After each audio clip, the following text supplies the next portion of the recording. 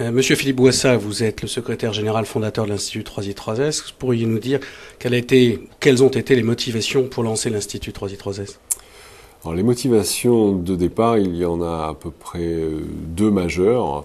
La toute première a été le fait que nous avons vu qu'il y avait des carences dans la connaissance des gens sur cette technologie et qu'elle était, nous semble-t-il, perçue essentiellement pour la télévision. Donc ça, c'est le premier déclencheur. Et le deuxième déclencheur, ça a été le fait qu'on a vu la difficulté énorme pour les gens de mettre en place des solutions. Par méconnaissance, par un peu de peur sur le satellite, hein, en termes de coûts, en termes mal appréhender le sujet. Voilà, c'est ça. Donc ça, c'est les deux points majeurs qui ont fait qu'on a déclenché sur cet institut.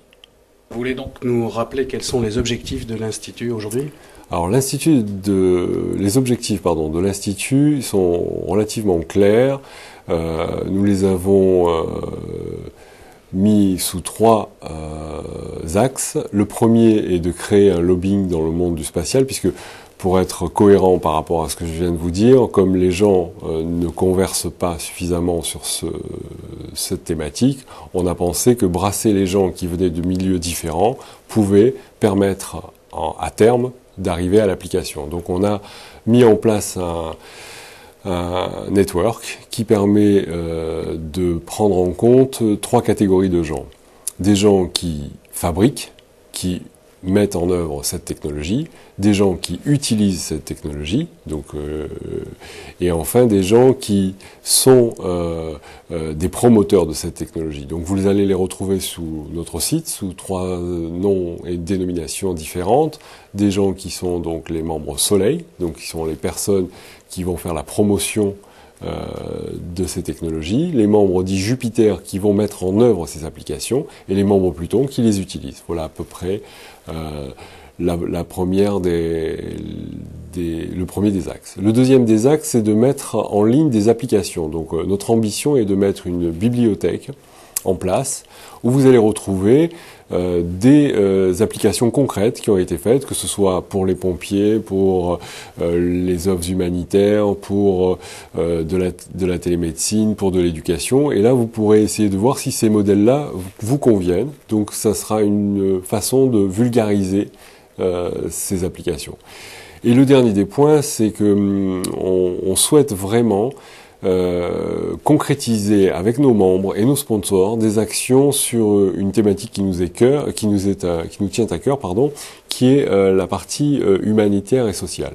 Donc on lance des projets avec des associations humanitaires et sociales qui nous ont rejointes, et ces projets-là sont concrétisés par nos membres. Donc nous en avons fait un certain nombre, on pourra peut-être y revenir si vous le voulez. Ouais, justement, je voulais rebondir. Au terme donc d'une année d'existence de l'Institut 3i3S, pouvez-vous nous parler de votre bilan ? Alors le bilan, il est très surprenant parce que on pensait que le démarrage serait beaucoup plus long et beaucoup plus lourd, et en fin de compte, l'engouement a été au rendez-vous. Donc nous avons reçu 3 ou 4 ministres déjà qui nous ont honorés de leur présence parce que intéressés effectivement par ce sujet. Nous avons donc traité avec Nicole Gage, la ministre, la partie action humanitaire grâce à une de ces réalisations qui s'appelle Emergensat. Nous avons reçu aussi Monsieur Estrosi pour l'aménagement du territoire. Enfin, on a eu des vraies personnalités dans des vrais domaines. Nous avons aussi la chance de recevoir Monsieur Jacques Barrot sur Galiléo. Donc, une vraie passion, une vraie volonté, un network qui fonctionne bien. Donc, on est très très satisfait de cette première partie. La deuxième partie étant celle sur les œuvres humanitaires et sociales. Là aussi, nous sommes vraiment surpris et agréablement surpris. Nous avons Nissan qui nous a permis d'obtenir un 4x4 que nous allons donner à Télécom Sans Frontières très prochainement. Nous avons Pfizer qui a sponsorisé une opération avec Laurette Fugain pour permettre à des enfants qui ont la leucémie, qui vivent dans des milieux carcéraux, de se retrouver connectés avec leurs parents et avec leur établissement scolaire, donc leurs camarades de classe, et faire une scolarité un peu plus intéressante que dans l'isolement.